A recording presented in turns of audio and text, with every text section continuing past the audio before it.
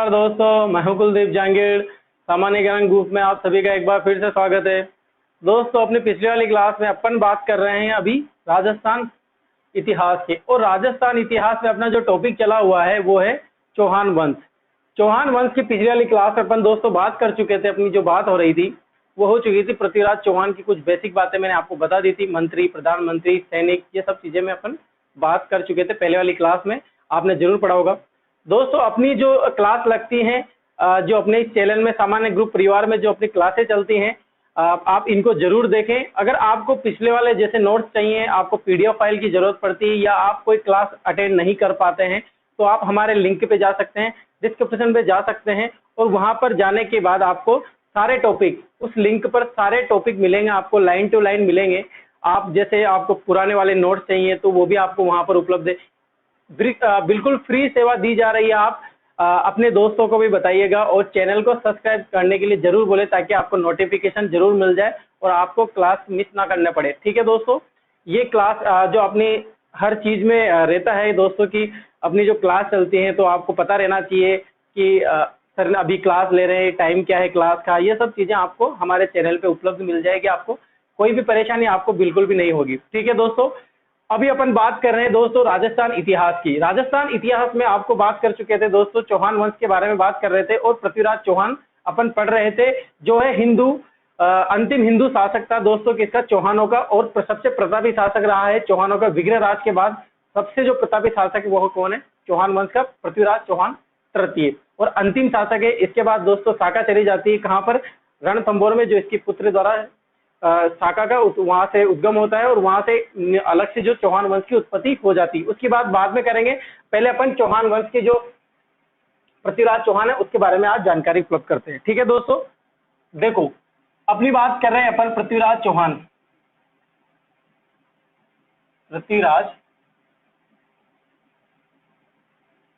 चौहान तृतीय। देखो इधर पृथ्वीराज चौहान तृतीय की बात कर रहे थे, मैंने पहले बात कर ली थी। जो भी अपने बेसिक में पिछली वाली क्लास में है उसके बारे में अपन ने, आपको पता होगा क्या क्या बातें हुई थी, आपको सब पता होगा। आपको जरूर पढ़ भी रहे हैं ना, आप बिल्कुल रेगुलर पढ़ाई रखें और रेगुलर क्लास वीडियो को देखते रहें, एक भी क्लास मिस ना करें। अगर आप ऐसा नहीं करते हैं तो आपके ही लॉस होगा। अगर आप रेगुलरिटी बनाते रखते हैं और हर क्लास को अटेंड करते हैं दोस्तों, तो आपके बिल्कुल यूट्यूब से एक एक माध्यम आपकी सारी चीजें कवर हो जाएगी। मैं आपकी हर एक, चाहे मनोविज्ञान का टॉपिक हो या फिर इतिहास का टॉपिक हो, साइकिल इसमें राजस्थान इतिहास में मैं आपके बेसिक जितनी भी जानकारी है उपलब्ध होती है। चाहे आपका कंपटीशन कोई सा भी हो, छोटा कंपटीशन हो या फिर आरएस लेवल का कंपटीशन हो, एक भी चीज मैं बिल्कुल नहीं छोड़ रहा हूँ, सारी चीजें एक साथ लेके चल रहे हैं, लाइन से लाइन मिल रही। लिंक बिल्कुल इनका लिंक बना हुआ है दोस्तों, आप आराम से पढ़ते जाइए। पृथ्वीराज चौहान तृतीय की बात कर रहे थे, देखो सुनो, पृथ्वीराज चौहान बिल्कुल अल्प अवस्था में क्या बन जाता है, शासक बन जाता है दोस्तों। क्या बन जाता है, शासक बन जाता है। कहाँ का बनता है, अजमेर का। अब शासक बनने पर इसकी समस्या ये रहती है कि जब ये अजमेर का शासक बनता है तो चारों तरफ से क्या है, दुश्मनों से घिरा रहता है। क्या रहता है दोस्तों, दुश्मनों से घिरा रहता है। एक तरह से क्या है, विग्रहराज चतुर्थ ने दिल्ली को जीत लिया था। आपको पता होगा, मैंने बताया था आपको कि गजनियों पर अधिकार कर लिया था और तोमर वंश पर अधिकार कर लिया था दोस्तों। और इसने तोमर वंश से अधिकार करने के बाद दिल्ली को जो है अपने अंदर ले लिया था। यानी कि दिल्ली किसकी थी दोस्तों, पृथ्वीराज चौहान तृतीय की थी। दिल्ली पर भी अधिकार किसका था दोस्तों, पृथ्वीराज चौहान का तृतीय। इसीलिए सारे दुश्मन क्या थे कि दिल्ली पर अधिकार करना चाहते थे, चाहे वो गढ़वाल वंश हो या फिर कन्नौज के साथ गढ़वाल वंश हो, या फिर इसके चचेरे भाई हो, मौसेरे भाई हो, ये सब क्या करते थे दोस्तों, इनके दिल्ली पर अधिकार करना चाहते। तो एक तरह से सबसे बड़ी समस्या क्या थी दोस्तों पृथ्वीराज चौहान के, कि ये चारों तरफ से जो है वो दुश्मनों से घिरा हुआ था, तो परेशान था बहुत। तो सबसे पहले इसको क्या करना था कि अपने जो भी आसपास के साम्राज्य हैं इनको खत्म करना था। इनकी जो परेशानी थी पृथ्वीराज चौहान की साइड से, जो भी परेशानी थी, चाहे उत्तर में हो, चाहे दक्षिण में हो, चाहे पूर्व में हो, चाहे पश्चिम में हो, चारों तरफ से ये घिरा हुआ था दुश्मनों में। तो सबसे बड़ी समस्या थी दोस्तों। देखो कैसे थी, जैसे ये भारत है, मैं भारत का नक्शा बना देता हूं।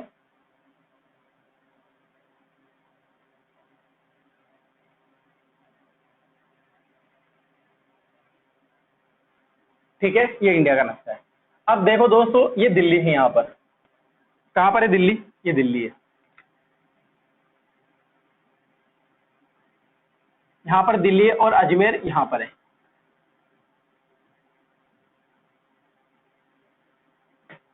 यहाँ का शासक कौन दोस्तों? पृथ्वीराज चौहान। ठीक है दोस्तों, अब इधर भी समस्या है, इधर भी समस्या है, इधर भी समस्या है और इधर भी समस्या है। अब दोस्तों ये धीरे धीरे क्या करता है, अपनी विजय यात्रा पर निकलता है, सबको खत्म करता जाएगा दोस्तों। और वही पढ़ेंगे आज, अपना टॉपिक जो रहेगा वो रहेगा कि पृथ्वीराज चौहान ने विद्रोह का दमन किया या पृथ्वीराज चौहान की विजय। तो अपन टॉपिक क्या डालेंगे दोस्तों? पृथ्वीराज चौहान, पृथ्वीराज चौहान तृतीय ने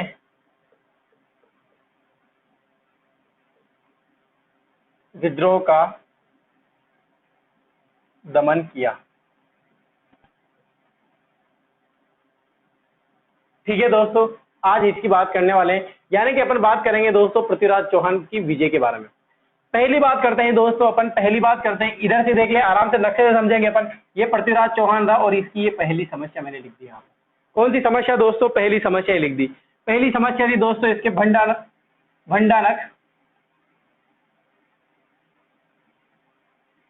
भंडानक जाति का दमन। दोस्तों भंडानक एक जाति का नाम है, एक निवास करती थी जाति मथुरा के आसपास क्षेत्र में, या फिर सतलज नदी के आसपास का जो क्षेत्र है उसको कवर कर रखा था दोस्तों। कौन सी जाति ने? भंडानक जाति ने। भंडानक जाति का यहाँ पर विद्रोह था, दमन था, ये चोरी डकैती किया करते थे। तो इस जाति से परेशान थे दोस्तों यहाँ के निवासी, और इसीलिए पृथ्वीराज चौहान ने भंडानक जाति का पूर्णतया निदान कर दिया और इस जाति को पूर्णतया समाप्त कर दिया। अभी वर्तमान में दोस्तों भंडानक जाति बिल्कुल भी समाप्त हो चुकी है। तो ये किसकी देन है दोस्तों? पृथ्वीराज चौहान की। किसकी देन है दोस्तों? पृथ्वीराज चौहान की। पृथ्वीराज चौहान ने सबसे पहले क्या किया था? भंडानक जाति का दमन किया था। कहां पर निवास करती थी दोस्तों ये? तो निवास करती थी, निवास सतलज नदी के आसपास। कहां पर निवास करती थी दोस्तों? सतलज नदी के आसपास निवास करती थी। कौन सी? भंडानक जाति। इसका विद्रोह का दमन कर देता है। ठीक है दोस्तों, अब बात करते हैं अपन, दूसरी बात करते हैं, यहां पर आते हैं। यहां पर कौन सा है? दिल्ली के पास किसकी बात करेंगे अपन? हरियाणा की बात करेंगे। कहां की बात करेंगे दोस्तों? हरियाणा की। ये इसकी दूसरी समस्या। यहां से जीतने के बाद दोस्तों ये जाता है यहां पर दूसरे में हरियाणा के पास जो भी हरियाणा में सबसे बड़ी समस्या रहती है दोस्तों इसके ही चचेरे भाई, जिसका नाम रहता है दोस्तों नागार्जुन। नागार्जुन के विद्रोह का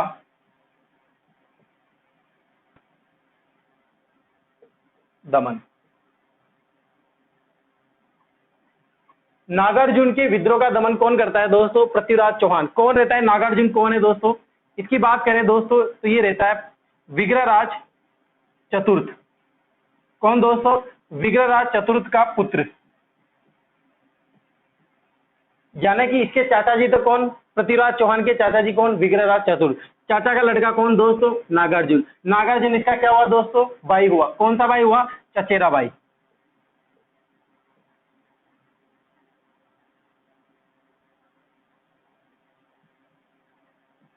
किसका दोस्तों चचेरा भाई है? पृथ्वीराज चौहान तृतीय का चचेरा भाई कौन है? नागार्जुन। दोस्तों इसने क्या किया कि गुड़गांव के आसपास के क्षेत्र में जो पृथ्वीराज चौहान के अंडर में आना चाहिए था, यहाँ पर राज चलाता था कौन दोस्तों? नागार्जुन। नागार्जुन भी चाहता था कि मैं भी कहाँ का शासक बनूं? दिल्ली का शासक बनूं, और अजमेर की सल्तनत हासिल करूं और दिल्ली पर मेरा राजपाट हो, यानी कि पूरे विश्व का साम्राज्य स्थापित करना चाहता था कौन दोस्तों? नागार्जुन। तो पृथ्वीराज चौहान के सामने भी सबसे बड़ी समस्या क्या थी कि नागार्जुन को भी यहाँ से हटाओ। तो नागार्जुन को हटाने का कार्य कौन करता है दोस्तों? पृथ्वीराज चौहान करता है। पृथ्वीराज चौहान अल्प आयु में ही शासक बन जाता है।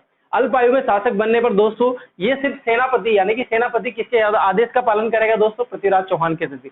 जैसे भंडानक जाति के दमन किया था दोस्तों, तो पृथ्वीराज चौहान तो लड़ नहीं सकते थे उसी टाइम, तो भंडानक जाति के दमन किया था दोस्तों पृथ्वीराज चौहान के शासन काल में हुआ था। यहाँ के प्रधानमंत्री और सेनापति जो है उनके आदेश का पालन किया और भंडानक जाति को समाप्त किया। यहाँ पर भी ऐसा ही होगा। नागार्जुन के विद्रोह का दमन किया जो विग्रहराज चतुर्थ का पुत्र था, इसका चचेरा भाई था। और आगे की बात करें दोस्तों तो पृथ्वीराज चौहान है नागार्जुन। पृथ्वीराज चौहान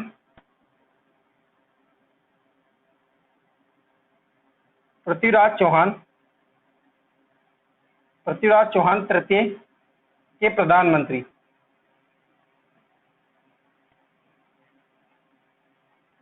क्या नाम था दोस्तों प्रधानमंत्री का? नाम बताइए, कमेंट बॉक्स में लिख के मुझे नाम बताओ, क्या नाम था दोस्तों? जरूर बताओ, इसमें लिख के बताओ दोस्तों, प्रधानमंत्री का नाम क्या बताया था मैंने? क्या नाम था दोस्तों? कदमवास। क्या नाम था दोस्तों? कदमवास। कदमवास ने यहाँ पर मुख्य भूमिका निभाई थी, किसमें दोस्तों? नागार्जुन के विद्रोह के दमन में। अगर आपसे एग्जाम में पूछ लेते हैं कि नेतृत्व किसने किया था दोस्तों कदमवास, किसमें? नागार्जुन के विद्रोह के दमन में, तो वो किया था दोस्तों कदमवास। कदमवास कौन था दोस्तों? पृथ्वीराज चौहान तृतीय का प्रधानमंत्री था। ठीक है दोस्तों, और कदमवास ने यहाँ पर क्या किया दोस्तों? गुड़गांव, गुड़गांव पर अधिकार किया।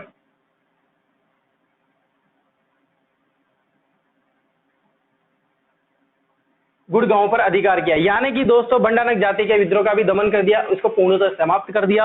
इसके बाद दोस्तों इसने नागार्जुन के विद्रोह का भी दमन कर दिया, यहाँ से इसको भगा दिया, और ये राज अब किसका हो गया? यहाँ पर शासन किसका हो गया दोस्तों? अब पूर्णतः ये जो परेशानी है, ये जो परेशानी की जड़ थी, ये समाप्त कर दी दोस्तों किसने? पृथ्वीराज चौहान तृतीय ने। ठीक है दोस्तों, ये दो बातें थी जो अभी मैंने आपको बताई। इसके बाद दोस्तों बात करेंगे, तीसरी बात करते हैं अपन, यहाँ पर तीसरी बात चलती है अपनी, अपन तीसरी बात करते हैं अब। यहाँ पर किसका दमन किया दोस्तों? तो सुनना आराम से।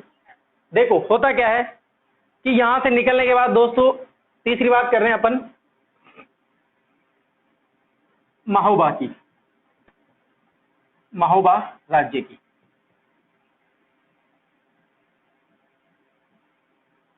ये भी किसका क्षेत्र था दोस्तों? पृथ्वीराज चौहान का। लेकिन यहां पर महोबा क्षेत्र में कौन से वंश राज किया करते थे दोस्तों? तो वो है चंदेल वंश।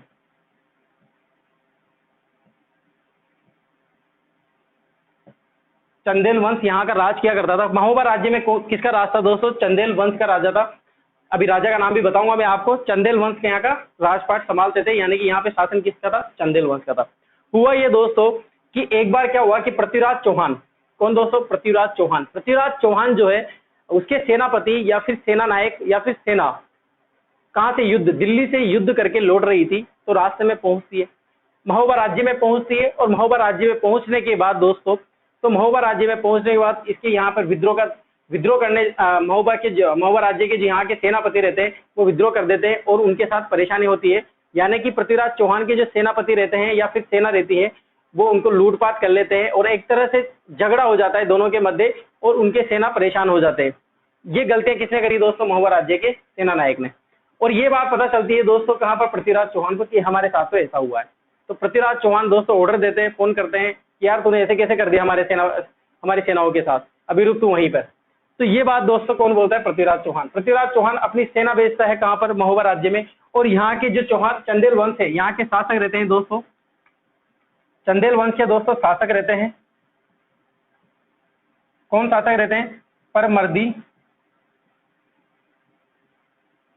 देव, परमर्दी देव चंदेल। क्या नाम रहता है दोस्तों? परमर्दी देव चंदेल नाम रहता है। यहाँ के शासक दोस्तों परमर्दी देव चंदेल रहते हैं। इसके विद्रोह का दमन करता है कौन? पृथ्वीराज चौहान। पहले आप ऐसा करो, इसको लिख लो, ताकि यहाँ पर आएगा नहीं अभी, पहले आप इसका स्क्रीनशॉट ले लो।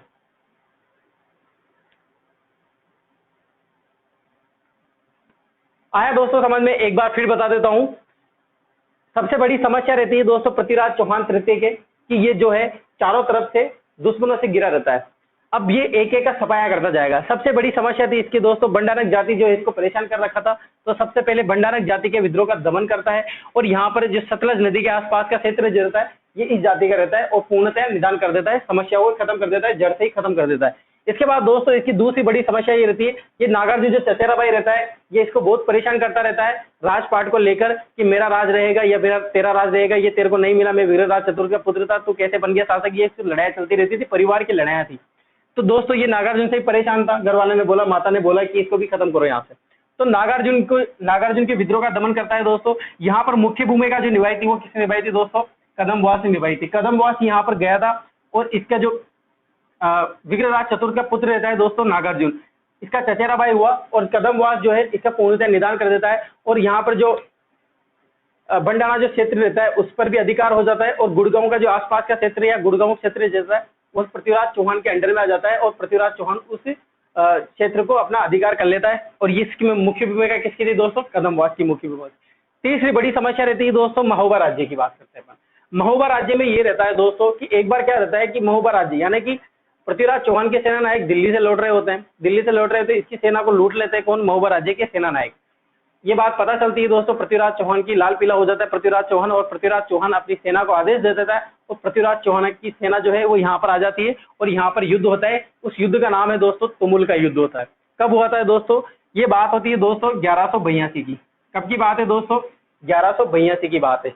पहले आप इसका स्क्रीनशॉट ले लिया होगा दोस्तों, मिटा देता हूँ, मिटा दो दोस्तों।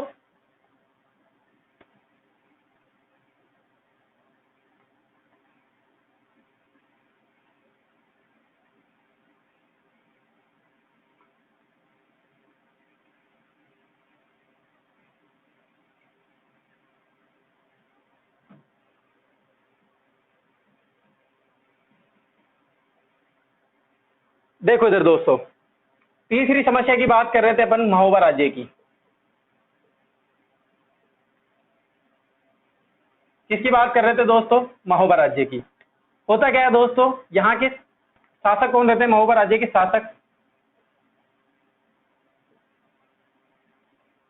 परमर्दी देव चंदेल। परमर्दी देव चंदेल के दो सेनापति रहते हैं दोस्तों यहाँ पर, आला, दूसरा रहता है उदल। ये कौन है दोस्तों, सेनापति।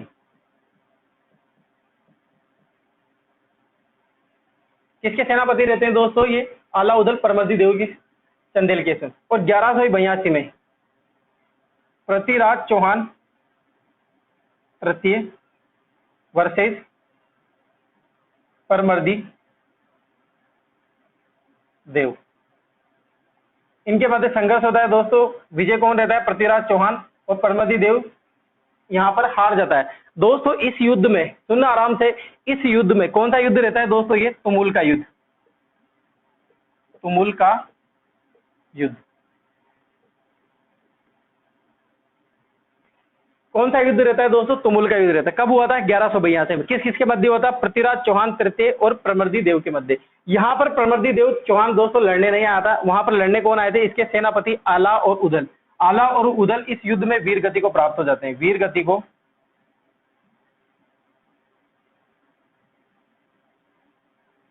प्राप्त हुए।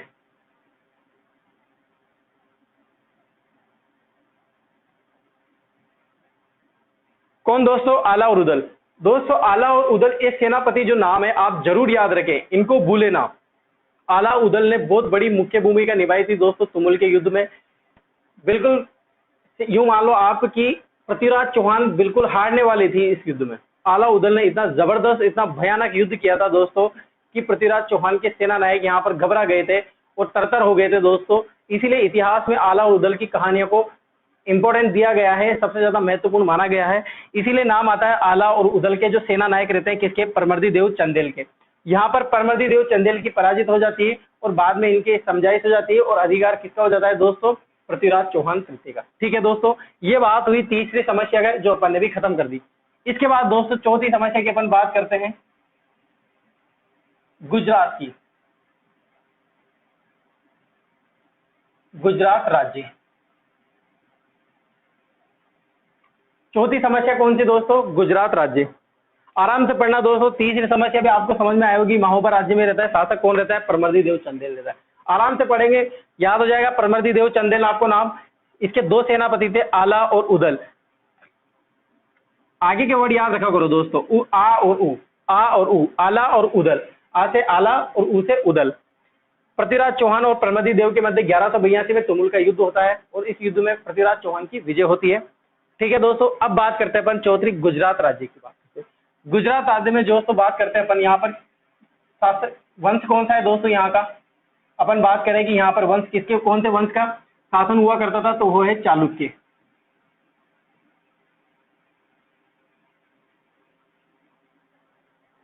ठीक है दोस्तों, गुजरात राज्य में कौन सा वंश है, चालुक्य। और गुजरात वंश के, इस वंश का जो शासक है वो कौन था यहाँ पर, शासक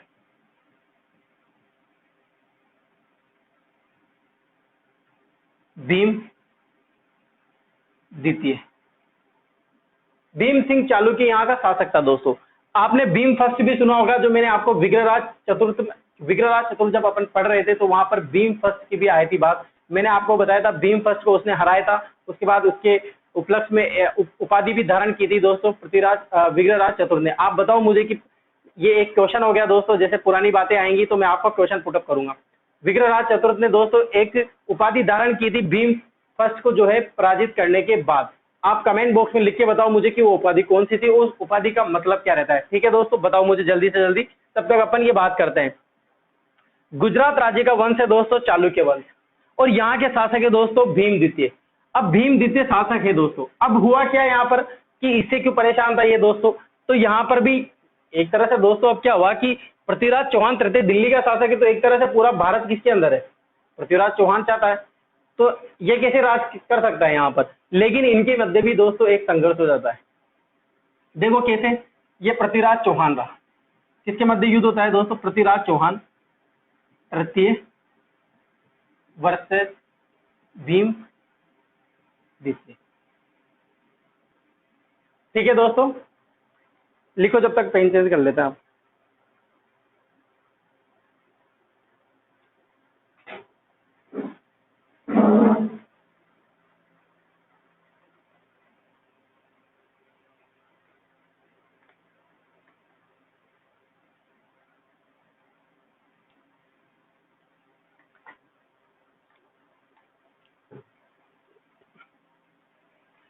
देखो दोस्तों, गुजरात राज्य है, वंश कौन है, चालुक्य वंश है, शासक कौन रहता है यहाँ पर, भीम द्वितीय। इसका संघर्ष किससे होता है दोस्तों, पृथ्वीराज चौहान तृतीय से। इतिहासकार ये बताते हैं कि भीम द्वितीय जो है, कौन, भीम द्वितीय, इसकी सगाई होती है दोस्तों, किससे सगाई, उसका नाम रहता है दोस्तों इच्छनी। क्या नाम रहता है दोस्तों, इच्छनी। इच्छनी कौन रहती है दोस्तों, इच्छनी आबू की रानी रहती है, आबू की रानी, माउंट आबू की रानी है ये।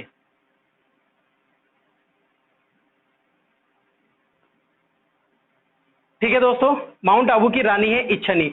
इसकी सगाई किससे होती है दोस्तों, भीम द्वितीय। लेकिन बीच में कौन आ जाता है दोस्तों, पृथ्वीराज चौहान तृतीय। ये इसका काम यही था दोस्तों। पृथ्वीराज चौहान क्या है, युवा है दोस्तों, क्या है, युवा, कम उम्र का है, 23-24 साल का है, 22-23 साल का है, ज्यादा जोश है, गरम खून गरम है। कोई लड़की देख ली, पसंद आ गई तो क्या होगा, शादी करनी पड़ेगी। अब किससे सगाई हो, क्या हुआ कि मुझे क्या मतलब नहीं है, जब पूरा भारत ही मेरा है तो पूरी लड़कियां ही मेरी है।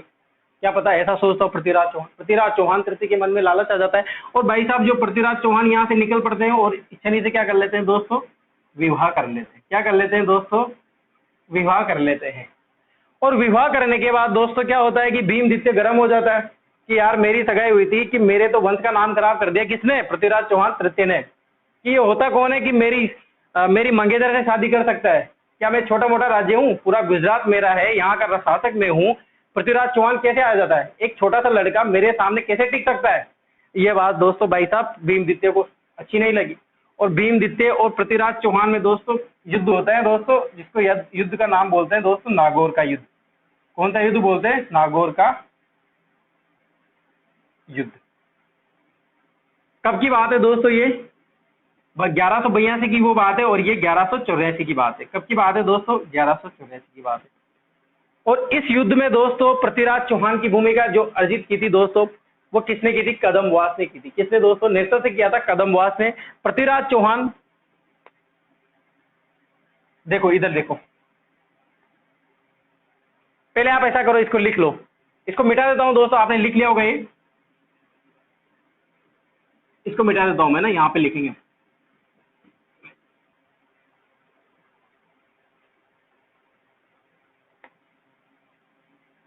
अब संघर्ष होता है दोस्तों भीम द्वितीय किससे नाराज होता है, पृथ्वीराज चौहान तृतीय से, और नागौर का युद्ध होता है दोस्तों इनमें।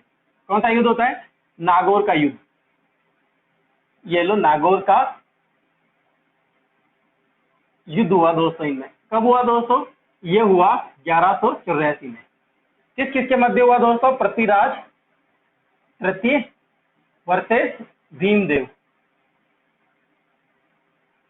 दोस्तों भीम द्वितीय से अगर आपको याद आता हो तो भीम द्वितीय कौन था दोस्तों, भीम द्वितीय वही है जब मोहम्मद गोरी, तुर्की आक्रमण हुए थे, मोहम्मद गोरी गजनी का शासक सर्वप्रथम यहाँ पर आता है भारत में, तो सबसे पहले जो पराजित करता है वो रहता है दोस्तों भीम द्वितीय। आप कभी भी कंफ्यूज नहीं होना, भीम फर्स्ट अलग है और भीम द्वितीय अलग है। शासक दोस्तों चालुक्य वंश के ही है, गुजरात के ही है, लेकिन भीम द्वितीय अलग है।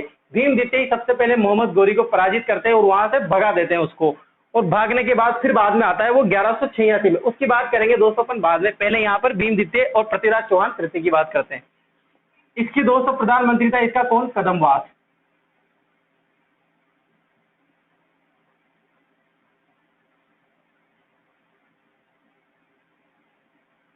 कौन है? कदमवास। और इसका प्रधानमंत्री कौन है दोस्तों? जगदेव। अब क्या होता है दोस्तों, पृथ्वीराज चौहान और भीम द्वितीय के मध्य संघर्ष होता है, और विजय कौन हो जाता है दोस्तों? पृथ्वीराज चौहान, और पराजित कौन हो जाता है दोस्तों? भीम द्वितीय। लेकिन परेशानी, पृथ्वीराज चौहान छोड़ेगा थोड़ा ना, परेशानी होती रहती है। तो कदमवास जो है बच्चे को समझाते हैं, यानी कि इसको समझाते हैं, गरम गरम खून को समझाते हैं कि नहीं नहीं ऐसा मत करो, देखो अगर वो संधि करना चाहते हैं तो संधि कर लेते हैं अपन, अपने साथ मिलना चाहते हैं तो मिला लेते हैं, इसमें दिक्कत क्या है अपने। ये बात दोस्तों कदमवास किसको समझाता है? पृथ्वीराज चौहान तृतीय को समझाता है। और इधर किस कौन? भीम द्वितीय कौन समझाता है दोस्तों? जगदेव समझाता है। कदमवास कौन है दोस्तों? इसका प्रधानमंत्री है। जगदेव कौन है? भीम द्वितीय का प्रधानमंत्री है। और ये दोनों एक जगह आते हैं, माउंट आबू के निकट आते हैं दोस्तों, और संधि कर लेते हैं। क्या कर लेते हैं दोस्तों? संधि कर लेते हैं। आबू के निकट दोस्तों ये दोनों मिलके संधि कर लेते हैं। कौन कौन करते हैं दोस्तों? पृथ्वीराज चौहान तृतीय और भीम द्वितीय नहीं करते हैं। क्या याद रखना है? कदमवास और जगदेव ये संधि करते हैं। ठीक है दोस्तों, ये बात हुई अपने 4 संघर्षों के बारे में। पहले संघर्ष मैंने बताया आपको, भंडानक जाति का विद्रोह का दमन करता है। इसके बाद अपने ही चचेरे भाई नागार्जुन के विद्रोह का दमन करता है। इसके बाद दोस्तों महोबा राज्य को खत्म कर देता है, महोबा राज्य को जीत ले, चंदेल वंश को समाप्त कर देता है, चंदेल वंश को भी पराजित कर देता है, और वहां पर तुमुल का युद्ध होता है। ठीक है दोस्तों, वहां पर भी विजय हो जाता है।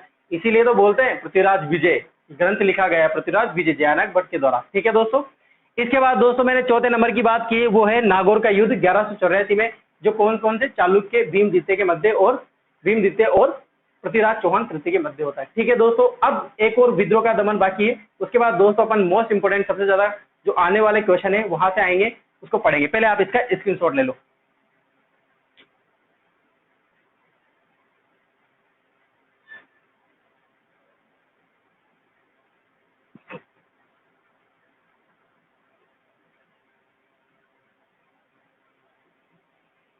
मिटा दो दोस्तों।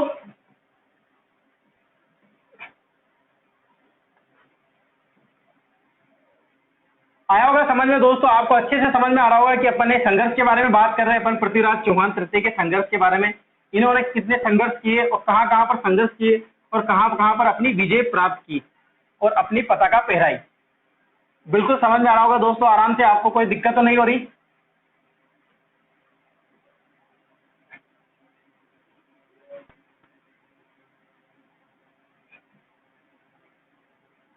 अब सभी की आपकी ख्वाहिश होगी कि सबसे संयोगिता के बारे में जरूर बताइए।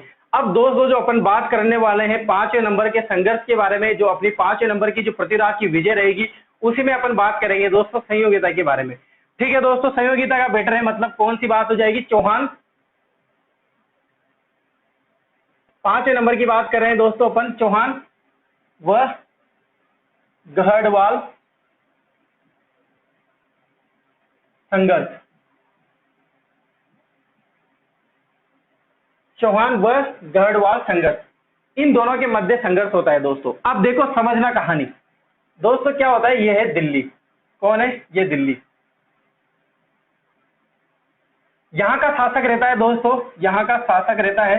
यहाँ का शासक कौन संभालता रहता है? यानी कि एक गद्दी दे रखी थी, संभाल रखी थी, वो था आनंद पाल। आनंद पाल।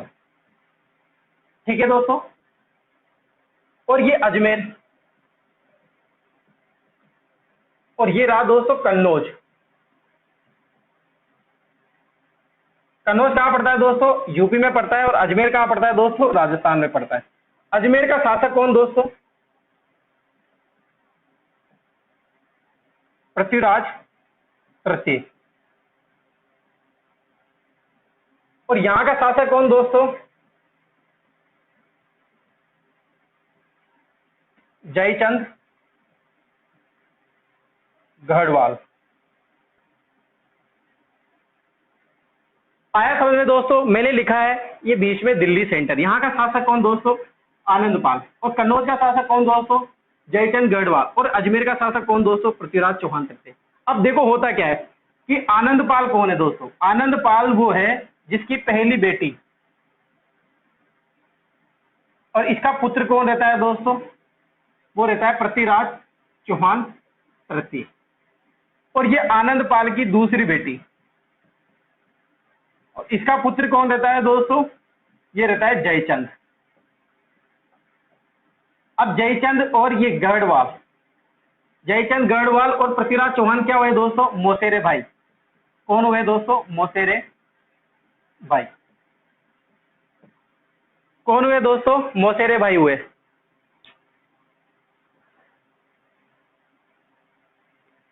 देखो इधर, दिल्ली का शासक थोड़ा बड़ा लिख दिया है, छोटा कर देता हूं उसको, है ना।